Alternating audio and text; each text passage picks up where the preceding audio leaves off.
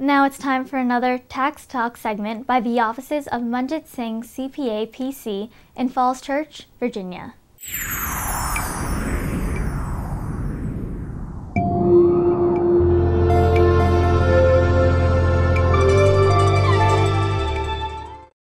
Good morning, viewers, and a very happy new year to all. My name is Kusum Ramachandran. I'm an enrolled agent at Manjit Singh CPA PC in Falls Church. And with me is Mr. Manjit Singh CPA himself. And today he's going to enlighten us a little bit about IRS audits, the dreaded A word.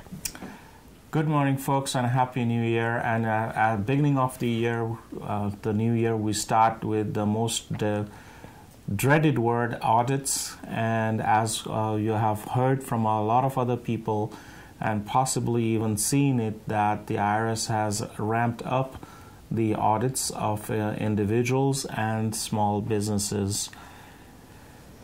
What is an audit? An audit is an examination of the income tax return that you have filed. The IRS is trying to find out if the organization has recognized or picked up all the income that they have received and the expenses that are on the tax return are accurate as far as the dollar amount is concerned, and it's not accurate in the sense it's not inflated, and the other aspect is you don't have commingled something which is non-deductible and you claimed it as a deduction. And how does the IRS let you know if you're subject to an audit? The IRS is going to communicate to you that your tax return has been picked up for an audit via two methods. One is the old, which was the snail mail, regular mail coming into your house with a couple of pieces of information in there. And the second that they have started emphasizing is in the year 2011 is they will pick up the phone and call and try to set up an appointment with you. And so when they do call, you have to make it convenient. What would your first step be? What would you do when you receive a notice in the mail or you get a phone call? When you receive the phone call, they're going to confirm your identity that they are talking to, confirm the address where that you're living at, and at the same time, then the IRS agent is going to tell you a little bit about the rights that you have, and one of that is to be represented by an attorney or a CPA or the individual who has prepared the tax return. And then, of course, he or she is supposed to give you the opportunity, confirm via mail that we have agreed to meet you at which location, the place of business for you, or at the IRS office. That confirmation will come through in the mail.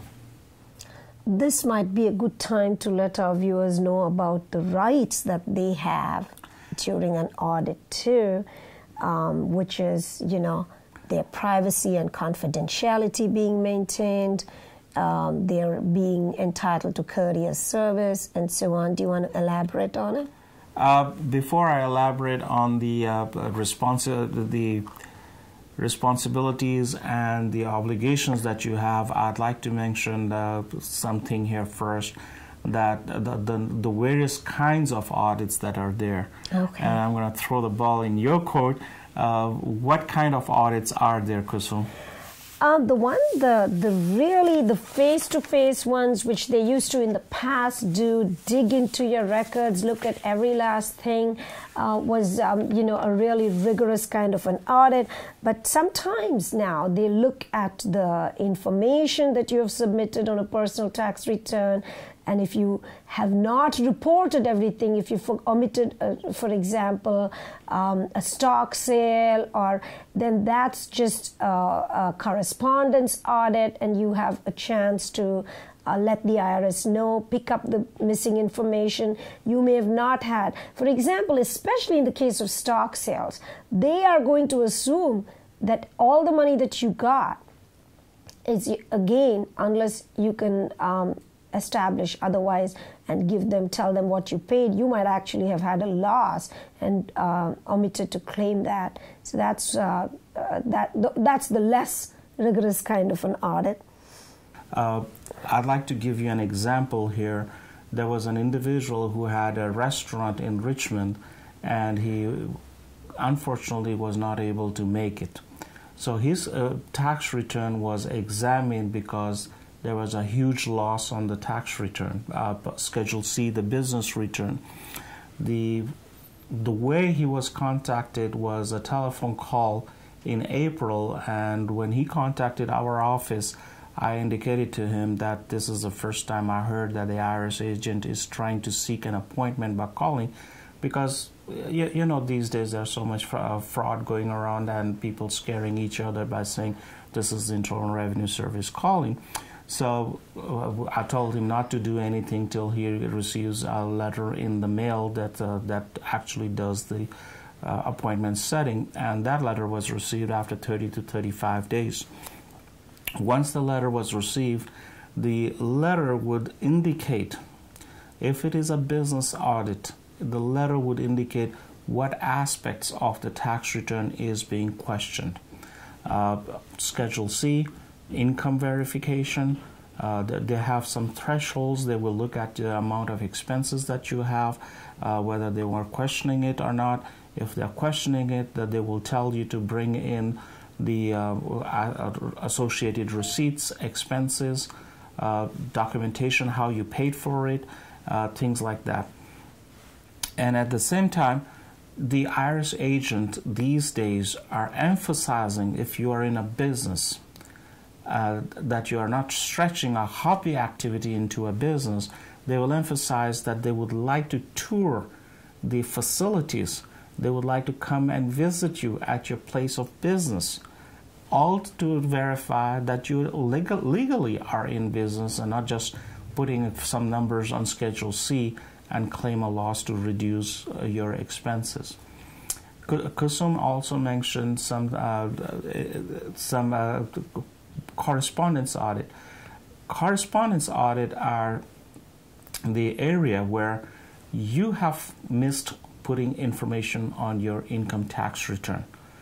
It is an audit, but it's not as rigorous as a face-to-face is, because at that point in time, the IRS has information from your brokerage house that you sold certain stocks or bonds, and it's not on your tax return. You have some interest income that you forgot to report. It may be only $100 or dividends of $100 to $250. But these are the information that needs to be brought out. And in a correspondence audit, all you have to do is fill out Schedule D for the gain and the loss on the stocks. Even though this aspect now, going forward in 2012, may come down because the brokerage house is going to be providing the information to the IRS as well as what your costs were, or your cost basis, as we the accountants used to say. So on these 2 points, the way the IRS is going to communicate to you is through mail, regular mail, or through a telephone contact, and they'll advise you that you have the right to be represented by a competent person. And with this, I would like to put a stop for today, since we're running out of time, and hope to see you again very soon. Goodbye.